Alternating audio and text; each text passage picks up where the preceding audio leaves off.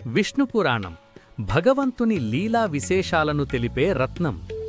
ఇది అష్టాదశ మహాపురాణాలలో విష్ణుపురాణం అత్యంత ప్రామాణికమైనదిగా మరియు ముఖ్యమైనదిగా పరిగణించబడుతుంది. ఈ పురాణం ప్రధానంగా విశ్వాన్ని పాలించే, రక్షించే దేవత అయిన విష్ణుమూర్తి లీలా విశేషాలను, మహిమను వివరిస్తుంది.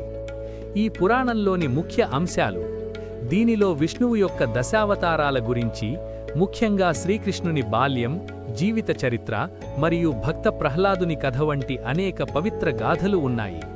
ముఖ్యంగా పురాణ లక్షణాలు అనగా పురాణాలలో ఉండవలసిన 5 లక్షణాలైన సర్గము అంటే సృష్టి, ప్రతిసర్గము అంటే పునఃసృష్టి, వంశము అంటే దేవతల ఋషుల వంశాలు, మన్వంతరము అంటే యుగాలు, మరియు వంశానుచరితము అంటే రాజుల చరిత్ర.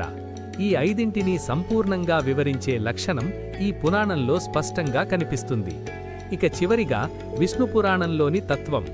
మోక్షానికి అత్యంత సులువైన మార్గం భక్తి మార్గమని ఈ పురాణం గట్టిగా నొక్కి చెబుతుంది.